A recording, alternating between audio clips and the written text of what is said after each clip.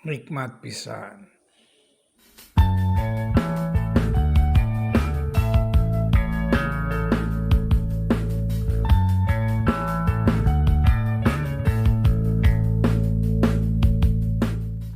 Assalamualaikum warahmatullahi wabarakatuh. Waalaikumsalam. Selamat siang, ketemu dengan Aki Ino di rumah Aki Ino. Kebetulan hari ini saya kedatangan tamu yang cukup sulit untuk ditemuin dan cukup sibuk. Semua orang bilang cukup sulit, orang nggak jelas. Itu Yuki. Semua pasti tahu Yuki Pasben, yang mana sudah tidak perlu lagi dibicarakan siapa dia dan siapa beliau. Ki, sebelum kita ngobrol-ngobrol tentang gimana sih perasaan Yuki dengan sudahnya hijrah, saya ingin ngobrol sebentar aja ke belakang. Kayaknya kamu tuh sebelum jadi artis, kamu sudah jadi artis gitu. Artinya gini, kumahanya pakaian kamu tuh nyentrik gitu baru lagi. Gitu. Terus rambut ges di aneh-aneh gitu ya. Terus datang tiba-tiba ke kampus pakai sontog gitu. Kaku banget tak kita. Apa ya? Ada sesuatu emang yang saya percaya sekali itu ucapannya di Warhol tentang seniman itu bukan anugerah, tapi sebuah malapetaka. Bukan malapetaka, Penciptaan. Sebuah beban yang entah kenapa kegelisahan itu datang selalu kegelisahan dan ingin keluar dari kegelisahan yang terlihat dari zahir kita selama kehidupan kita. Itu memang pemberontakan kecil itu adalah bagian dari sesuatu yang mengantarkan dari kegelisahan yang dalam sebetulnya. Sebetulnya kegelisahan dalam. Ya kunaon itu jelema teh kieu. Ya kenapa bangsa ini begini? Ini kenapa ini suasana begini, politik itu selalu besar gitu. Dalam perspektif orang-orang yang punya bakat seni itu tinggi sekali, bisa tinggi sekali memang. Cuma karena ketidakpahaman, karena ketidakmampuan mempetakan, tidak mampu untuk menganalisa kadang-kadang ya, keluarnya bisa aneh-aneh gitu. Pemberontakan itu bentuknya bisa aneh-aneh. Tiba-tiba pengen pakaian yang berbeda, tiba-tiba pengen rambut yang berbeda, tiba-tiba pengen berkelakuan berbeda. Itu memang karena ketidakpahaman sebetulnya. Banyak hal yang tidak kita pahami dalam kehidupan ini. Pada masa itu ya, iya. Diekspresikan lewat itu lah. Berontak tuh bisa. Wani acan. Biasa ini kalau pakaian di rambut gitu ya. Tapi memang kelihatan kamu waktu tahun 80-an waktu saya kenal itu memang kamu udah beda gitu loh. Artinya beda tuh ya nyeleneh we gitu, nyantai we gitu. Ujuk-ujuk ke sekolah pakai sontong kan sahan wani gitu kan. Rambut karar itu ya udahlah. Memang itu masa-masa lalu yang memang jiwa-jiwa pemberontakan cukup kuat gitu ya. Mungkin kita juga dulu ngerasain seperti itu gitu kan ya. Nah, bergeser cukup lama saya tidak ketemu dengan kamu, susah sekali, dan apalagi dulu kan belum ada HP ya. Yeah.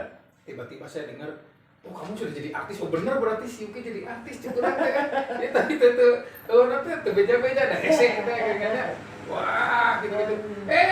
Sekali ketemu, oh bener artis. Tiba-tiba akhirnya robah deui cik nanti gitu. Iya jangan, tiba-tiba robah deui jadi hijrah gitu kan. Jadi istilahnya kalau saya perhatikan ada semacam lompatan-lompatan yang cukup cukup ini daripada orang lain gitu. Cukup jauh daripada orang lain gitu. Orang lain kekerak di dia, kamu geus ka dieu. Nah, gitu. Kumaha Apa ya? Ya sebetulnya kegelisahan itu memang nggak pernah berhenti. Jadi saya selalu ingin berusaha mencapai sesuatu yang menurut pandangan kita pada saat itu adalah suksesnya jika kadinya. Oh kayaknya berhasil itu seperti ini. Ya. Oh kayaknya berfungsi sebagai manusia itu harusnya seperti ini. Ya, Nah, ya. itu kan punya perspektif kreatif yang didapat dari pengalaman-pengalaman kehidupan pada satu masa. Dan kemudian tiba-tiba ya ada impian-impian yang memang kuat memang. Saya memang tipe yang senang mengejarnya ya. Ketika punya impian-impian itu saya nggak cuma banyak orang yang cuma pengen nonton saja atau yang mengerjakan sageuna gitu ya. Sayana saya bukan tipe yang seperti itu. Saya akan kejar apa yang menurut saya visi hidup saya itu ada di sana. Maka saya kejar. Alhamdulillah memang akhirnya tercapai ya apa yang Allah wujudkan. Di usia saya cuma usia muda ya. Umur sekitar 23, 24 waktu album deh. 23 terus boga album dah. 23. 23 tahun punya album. Terus tiba-tiba nyangkut gitu kan, orang mendengarkannya gitu. Dan orang menerimanya. Tiba-tiba jadi punya duit, tiba-tiba jadi manggung kemana-mana, tiba-tiba jadi jalan kemana-mana. Jadi ada sebuah lompatan memang yang mengagetkan juga dalam kehidupan saya. Lompatan itu ya. Lompatan itu memang menemukan apa namanya passionate namanya gairahnya. Ternyata pekerjaan ini begitu menantang gitu kan. Wah, bisa mau sana, bisa berangkat ke sana, bisa pergi ke sana, bisa bikin karya sesuatu. Terus ketemu dengan orang-orang baru, berpikir lagi, membuat sesuatu yang lain terus begitu adalah sebuah kegiatan yang menakjubkan. Tapi memang ya itu tadi ya, manusia memang tidak pernah puas. Atau sebetulnya kalimatnya sebetulnya bukan tidak puas ya, tapi manusia memang tidak layak, tidak selesai hanya untuk sampai satu titik seperti itu gitu ya. Ada titik-titik lain. Artinya bukan titik koma gitu. Ya, baru koma. Ternyata ada koma-koma yang lain yang mesti dikejar. Nah, itu memang yang mengantarkan kepada akhirnya jadi berbisnis, kemudian juga yang pun sempat bisnis. Terus berdagang juga, sempat macam-macam lah untuk mewujudkan semua hayalannya, angan-angan. Tapi kalau tidak salah kamu dulu juga pernah ngobrol ke saya tuh, waktu sebelum jadi artis pun kamu sudah terjun ke dunia bisnis ketika kamu ikut di ajang BMX freestyle itu. Oh iya. Itu kan sambil bisnis. Berdagang. Berarti kamu memang saya talenta gitu. Berdagang. Benar. Dan ternyata memang berdagang dengan sesuatu apa yang kita sukai dan kita apa namanya? Kita gairahi ya gitu. Kita gairahi seperti di sini lah ya. Barang-barang yang kita suka gitu kan. Ini barang-barang yang saya punya minat, barang-barang yang saya pengen punya gairah untuk memilikinya dan kemudian memahaminya, dari mana barang ini dibuat, dari mana barang ini hak uniknya dan sebagainya. Itu memang kan punya kemampuan, kita akan punya kemampuan menawarkan dengan cara yang khas, pola kita mempelajari itu gitu ya. Jadi ketika berbisnis BMX juga begitu, karena sesuatu yang digeluti setiap hari, frame sepeda seperti apa, perak sepeda seperti apa, sampai aksesoris baju, sambil jualan gitu ya. Aksesoris baju, aksesoris kacamata gitu kan, akhirnya ternyata memang kacamata orang bermain olahraga ekstrim itu kacamatanya berbeda, nggak sama dengan kacamata orang.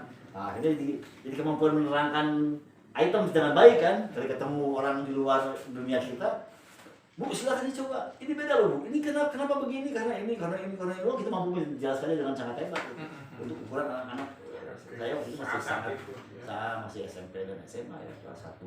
SMP gitu? Ya SMP, kelas 3, SMA kelas 1. Ya sudah mampu menerangkan produk-produk dengan sangat baik karena memang menggelutinya gitu kan.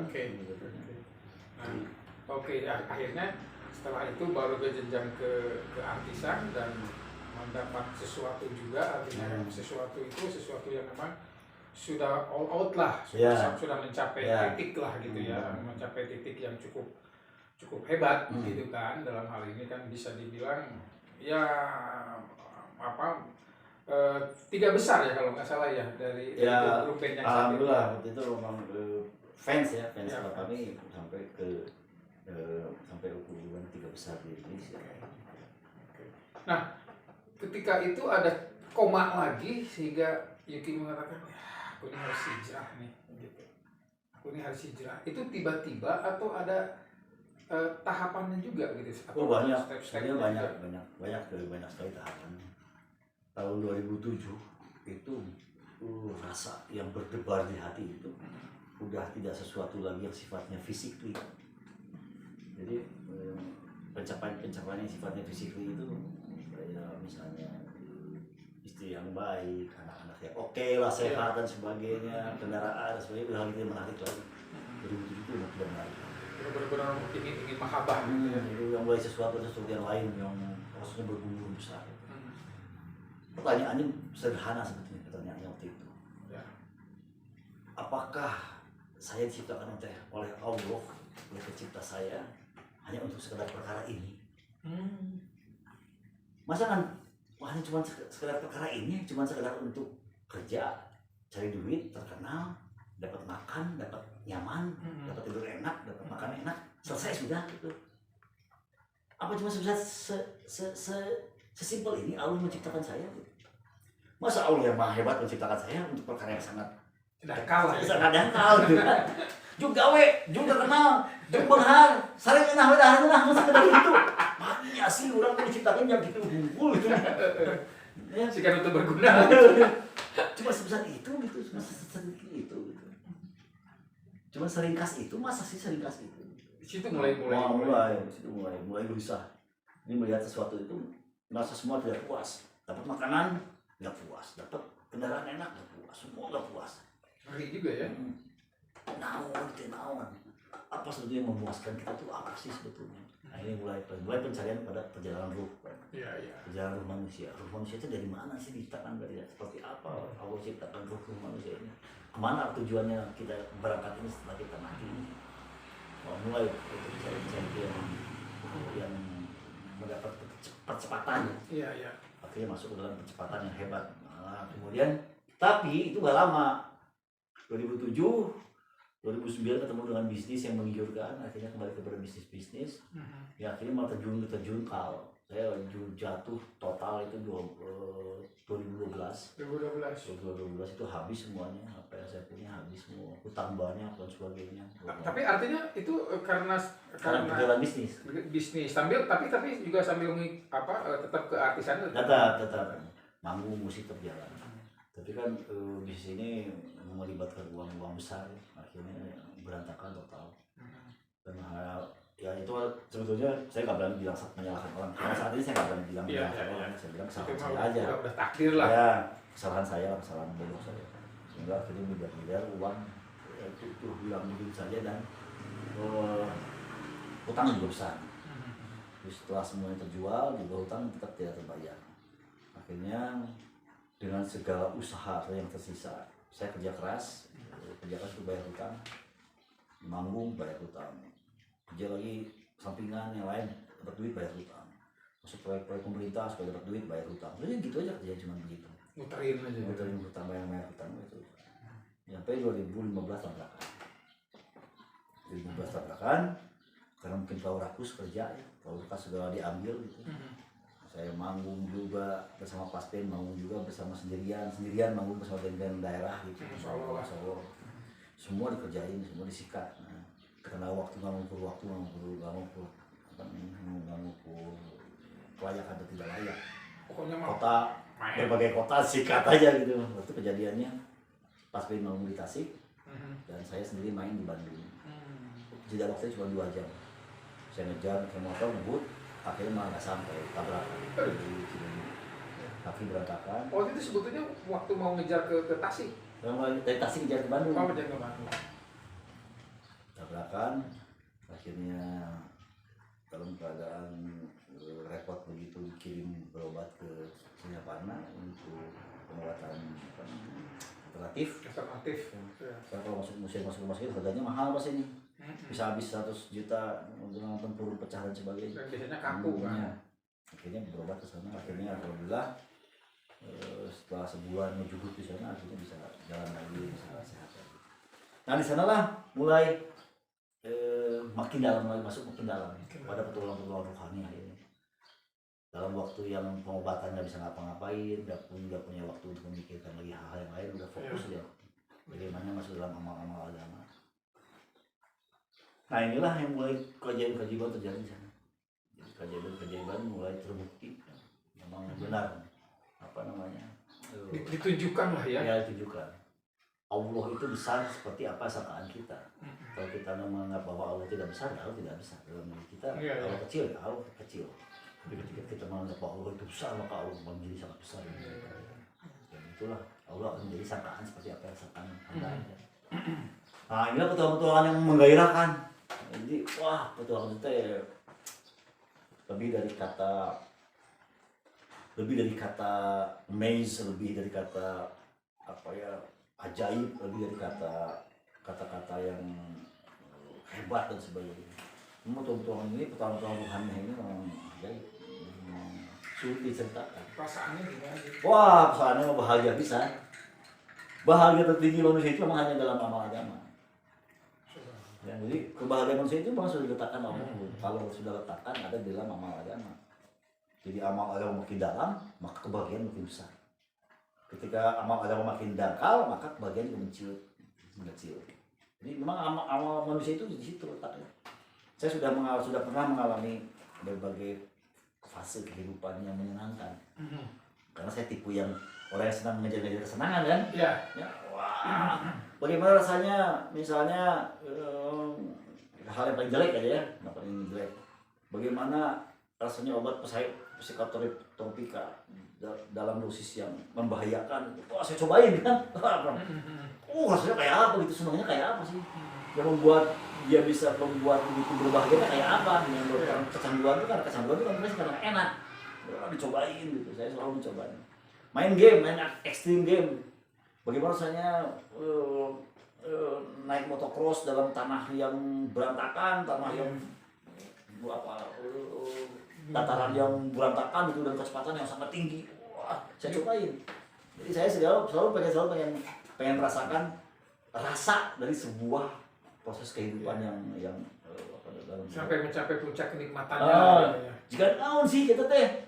Wah, cobaan mau kecepatan di atas 100 di tanah yang berantakan gitu. Motor gak terkendali, cuma lihat depannya aja asal lurus, stang lurus, pantatnya kebuang-buang. Itu saya tipe orang yang senang menikmati adrenalin tinggi seperti itu. Karena menemukan hal begitu selesai, yes, udah bisa melewati itu. Puas ya pokoknya. Puas ya, masuk dalam jalan tol tengah Malang, Jagorawi gitu. Bagaimana melewati 200 km per jam, melewati 210, 215, 220, stabil. Jangan sih pakai tinggi itu kelihatan. Gitu. Bagaimana rasanya seperti itu gitu. Saya cobain. Selalu pengen mencoba. Dan kenikmatan lain, kenikmatan baik yang semu, yang baik yang kenikmatan dari permainan atau dari hal-hal yang sangat buruk seperti yang tidak pernah kita coba gitu. Saya coba semuanya. Dan kenikmatan dalam kehidupan tertinggi itu dalam agama ini. Agama itu begitu agama masuk dalam diri kita, dalam kaum kita, dalam pikir kita, dalam segala perspektif kehidupan kita. Kenikmatannya luar biasa. Plongnya bukan lagi plong, memang nggak bisa diceritakan. Saking hebatnya. Nggak bisa diceritakan. Kenikmatan yang didapat di dunia ini sudah bisa diceritakan. Bisa diceritakan ulang. Punten-punten ya, misalnya menceritakan perkara seks misalnya. Bisa diceritakan, seksnya begini, kenapa begitu, karena ini, anaknya karena itu, orgasme seperti apa, itu bisa diceritakan. Atau orgasme karena permainan tadi ya, seperti main motocross atau main extreme game, main BMX lah misalnya, lebih ekstrim misalnya. Bagaimana satu titik tinggi kemudian berhenti, kita bisa berbuat apa saja dengan ketinggian itu. Karena begitu main half pipe, seperempat lingkaran itu ada satu titik di mana dia tuh berhenti. Gitu. Titik berhenti inilah kita bisa berbuat macam-macam, lepas tangan, lepas kaki, beraksi gitu kan dengan satu titik yang terjadi dalam seketika yang hanya sepersekian detik. Itu rasanya wah, bisa diceritakan kembali. Iya. Tapi ketika dapat hidayah nggak bisa diceritakan kembali. Itu saya nangis aja bisa. Selesai beres saya nangis, saya tanya oleh Ustadz rombongan kami itu. Kumaha gimana rasanya kan? Saya nggak bisa cerita. Itu bisa ya. Kumaha Kang? Apakah bahagia? Lebih dari bahagia. Sedih ya Tuhan gitu mah. Lebih sedih. Jadi naon tuh mereka bisa dia gitu. Luar biasa. Jadi rasanya luar biasa. Nah, rasa luar biasa inilah yang memang beberapa ulama katakan inilah bocoran surga. Bocoran surga itu hanya ada dalam amal-amal kita. Jadi kalau bocoran surga dirasakan oleh seorang manusia, maka dia akan merasakan nikmat seperti apa nanti Pak ketika itu masuk surga. Nggak bisa otak kita nggak akan mampu mencerna data seperti apa atau pengalaman seperti apa sebelumnya yang pernah sama seperti itu nggak bisa menceritakannya. Karena bank kita nggak ada, di bank kita nggak ada. Kalau bank tentang kecepatan, bank tentang orgasme, kesenangan, kebahagiaan yang lain kita punya bank datanya. Makanya kita bisa menceritakan kembali ulang. Tapi kalau bank data tentang surga kita nggak punya data sebelumnya. Maka kita nggak bisa menceritakan apa-apa. Kita cuma bisa ya Allah, ada teuing ieu. Ya naon teuing pokoknya mah begitu hebatnya gitu. Saking nikmatnya. Jadi artinya ketika antara sedih dan bahagia itu udah menyatu. Iya, udah menyatu, betul. Udah menyatu. Jadi ceurik we sama akhirnya. Gusti. Nangis aja ya Allah. Itulah perasaan yang paling tertinggi di situ, Pak. Iya. Itu udah artinya kalau kata orang-orang sufi itu udah mahabbah ya. Di situ ya. Udah makrifat lah. Iya. Ya istilahnya gitu lah. Ya, alhamdulillah. Ki, kalau gitu ya istilahnya apa ya? Yuki sudah mendapatkan hidayah dan bisa sampai merasakan seperti itu, dan itu kan tidak bisa dirasakan oleh setiap orang kan sebelum ada hidayah. Nah, mudah-mudahan aja nih yang mungkin kan ini terus bisa berlanjut lah sampai akhir hayat. Amin. Yang paling susah kan di sini buat istiqomah. Iya, menjaganya. Betul. Ya. Betul bisa. Ketika awal kita ingin mencapai itu kelihatannya dipacu terus gitu. Yeah. Tapi ketika sudah nyampe, jadi kan harus hati-hati. Iya, betul. Menjaga istiqomah. Ini menjaga istiqomah itu memperkara yang berat ini. Kita mesti masuk dalam amal-amal agama yang ada standarisasi ya. Standarisasi amalan yang Allah suka, yang Allah mau dari kita. Ya, standarisasi ini kita bukan standarisasi asal-asalan ya. Memang standarisasi ini harus para sahabat dulu sudah masuk dalam amal-amal ini. Makanya Allah ridho kepada mereka. Ya. Makanya namanya mereka nama sahabat itu cara oleh Allah dalam Al-Quran, dalam hadis-hadis disebutkan. Kalau sampai Nabi kita berkata kepada Nabi SAW berkata kepada para sahabat, aku sudah melihat semua sahabat-sahabatku masuk surga. Tandanya apa? Tandanya bahwa mereka sahabat-sahabat ini diridhoi oleh Allah. Ini kan perkara yang harus kita kejar ya. Iya, betul. Gimana masuk dalam amal-amal seperti para sahabat. Memang ada standarisasi amal yang tidak boleh lepas ya. Sholat seperti apa, zikirnya seperti apa. Ada standarisasi. Ini memang tidak mudah. Menjaganya memang sulit ya. Kadang-kadang kita lagi mungkin jauh lebih sulit dari ketika ngomong kejar. Betul. Jadi ketika kadang-kadang ada amal-amal yang pokok misalnya sholat malam, terus jam berapa bangun, jam berapa mandi, kemudian amal sholat malam, kemudian sambil sholat azan subuh, berzikir, mengingat Allah terus sebanyak-banyaknya. Bisa lewat Quran, bisa lewat zikir. Ini apa namanya, lewat zikir umum gitu. Sampai nunggu sampai sholat subuh. Itu kan yang perkara itu saja ya, sepanjang subuh aja. Kadang-kadang malamnya ada sesuatu yang membuat kita begadang atau melihat tamu datang ke rumah ngobrol kayak enakan gitu ya, terlalu menyenangkan, ngobrol sampai lupa tidur jam 1 malam, jam 3 nggak bisa bangun kan, berat tiba-tiba bangun jam 4 subuh, apa gitu, sholat malam kurang lepas malam ini gitu, padahal sudah berbulan-bulan tidak lepas sholat malam. Memang itu sulit sekali. Jadi di situ sebenarnya yang paling tersulit. Ketika kita sudah mencapai sesuatu, tapi supaya tetap stabil mudah-mudahan aja. Amin. Yuki tetap bisa istiqomah dan sampai akhir hayat dan bisa membawa keluarga juga ke jannah. Amin. Dan ya mudah-mudahan juga ketika saya udah ngobrol begini, saya juga bisa mendapatkan inilah hidayah ya. Amin. Mudah-mudahan bisa juga bareng-bareng dengan Yuki untuk bisa mendekati hati kita kepada Allah. Amin. Dan kawan-kawan, ada sesuatu yang ingin saya sampaikan di mana obrolan ini. Yang pertama, ketika ingin mencapai sesuatu itu butuh motivasi total, betul nggak? Betul. Jadi butuh benar-benar motivasi total. Apapun, kalau kawan-kawan ingin mencapai ya harus motivasi yang total sehingga itu bisa dicapai. Dan yang paling sulit ketika sudah ini dicapai adalah bagaimana kita menjaga kestabilan, istiqomah itu. Ya mudah-mudahan aja obrolan ini bisa menjadikan, khususnya buat kita ya, bisa menjadi lebih baik lagi ibadah kita kepada Yang Maha Kuasa. Dan buat kawan-kawan juga yang lagi menonton ini, mudah-mudahan juga sama-sama kita mendapatkan hidayah. Amin. Sekian saja. Wassalamualaikum warahmatullahi wabarakatuh. Waalaikumsalam. Merdeka.